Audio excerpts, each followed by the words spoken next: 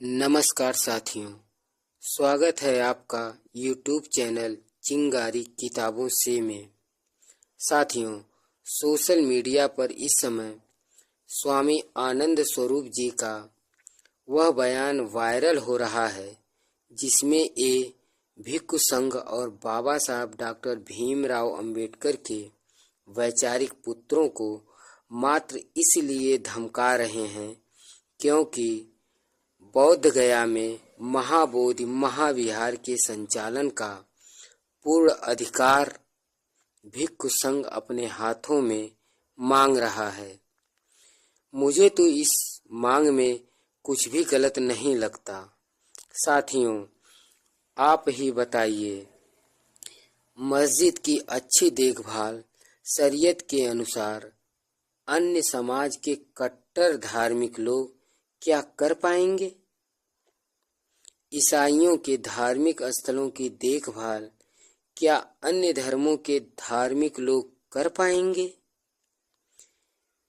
क्या सिखों के गुरुद्वारों की देखभाल अन्य धर्मों के धार्मिक लोग कर पाएंगे? या किसी भी धार्मिक स्थलों की देखभाल अन्य धर्मों के धार्मिक लोग क्या कर पाएंगे? शायद नहीं, क्योंकि वे धार्मिक लोग जिनमें जरा भी नैतिकता शेष बची होगी इस तरह के काम करने से खुद मुकर जाएंगे। पर जाने किस मिट्टी के बने ये गुनहगार लोग हैं जिन पर आज भी बुद्ध की करुणा नहीं बरसी।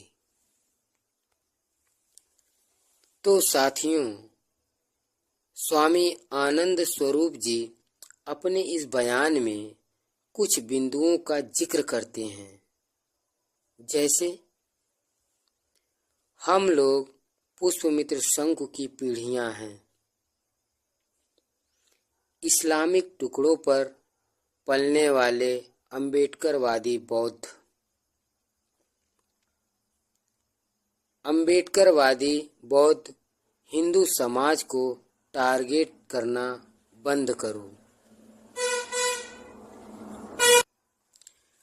अपने इस बयान में स्वामी जी बहुत कुछ कहने के साथ एक सलाह भी दिए कि इतिहास पढ़ो।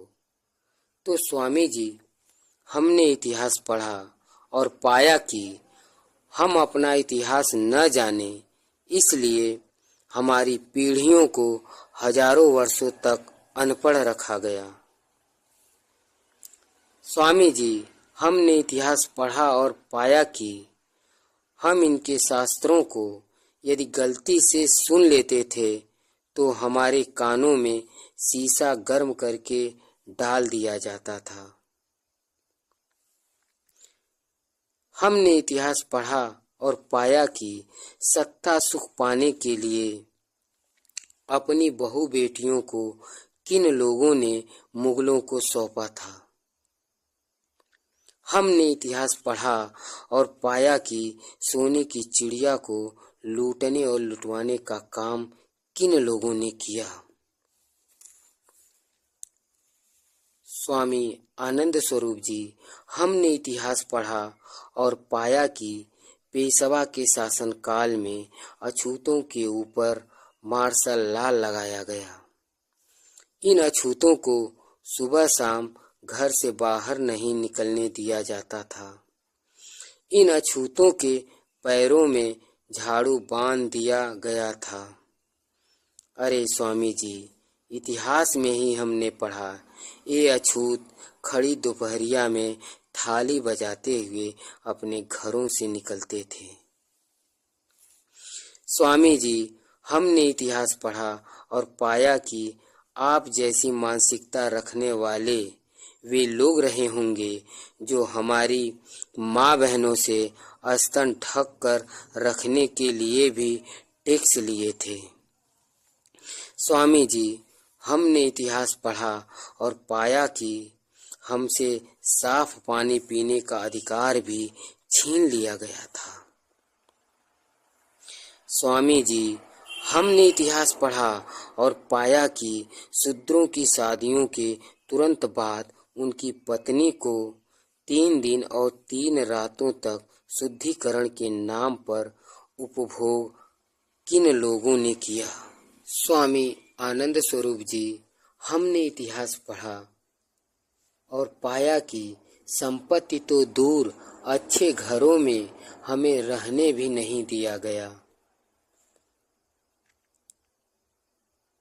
इसी इतिहास में हमने पढ़ा स्वामी जी, सती प्रथा के नाम पर हमारी बहन बेटियां और बहुएं हजारों वर्षों तक जलाई गईं। स्वामी जी, हमने इतिहास पढ़ा और पाया कि गंगा प्रवाह के नाम पर शूद्रों के प्रथम पुत्रों को गंगा में बहवा दिया जाता था। स्वामी जी, हमने उस इतिहास को भी पढ़ा जहां हरि बोला के नाम पर हत्याएं और देवताओं को खुश करने के लिए हमारे लोगों की बलियां दी जाती थी। स्वामी आनंद स्वरूप जी, आप किसको धमकी दे रहे हैं? सम्राट अशोक के वंशजों को या बाबा साहब डॉक्टर भीमराव अंबेडकर के वैचारिक पुत्रों को? आप इतिहास दोहराएंगे? अरे आंखें हो तो खोलकर देख लीजिए, इतिहास खुद को दोहरा रहा है। एक एक भिक्षुओं के सिर पर 100-100 स्वर्ण मुद्राएं इनाम देने वाले पुष्पमित्र संघ के वंशजों को क्या अभी तक यह पता नहीं चला कि भारत से निकलकर पूरे विश्व में फैलने वाला भिक्षु संघ महाबोधि महाविहार बोध गया में आना शुरू हो गया है? हो सके तो आप याद रखिएगा, हमने कलिंग युद्ध और भीमा कोरेगांव संग्राम 1 जनवरी 1818 को पढ़ रखा है। अरे भूले तो हम गौरी लंकेश या रोहित वेमुला को भी नहीं हैं। अरे स्वामी जी, बहुत पढ़ा इतिहास हमने, अब हिसाब हो जाए तो अच्छा है, क्योंकि चक्रवृद्धि ब्याज सहित मूलधन तो आपकी कयामत तक आने वाली पीढ़ियां भी नहीं दे पाएंगी।